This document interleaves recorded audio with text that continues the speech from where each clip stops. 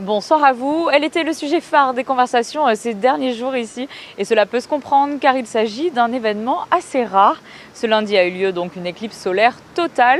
Les États-Unis étaient le pays où l'on a le plus observé ce phénomène dans une quinzaine d'États, du Texas jusqu'au Maine.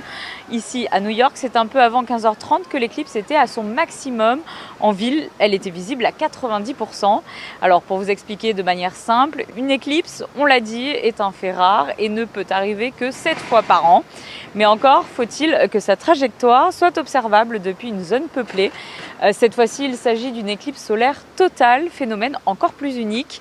Pour mémoire, la dernière à avoir été observée en France remonte au 11 août 1999. Je suis sûre que ceux qui l'ont vécu s'en rappellent encore très bien. Il existe plusieurs types d'éclipses solaires et dans tous les cas, il s'agit d'un alignement entre le Soleil, la Lune et la Terre dans cet ordre.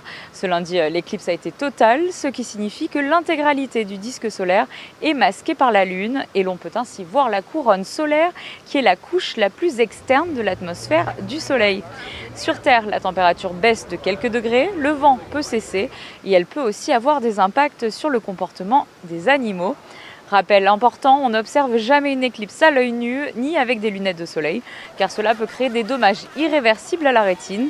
Il faut donc se munir de lunettes spéciales de protection et bien vérifier qu'elles soient aux normes. La prochaine éclipse totale en Europe aura lieu en août 2026 en Espagne et sera observable depuis la France à 90 voire 95% en fonction des villes. Peut-être pour vous l'occasion d'organiser un voyage.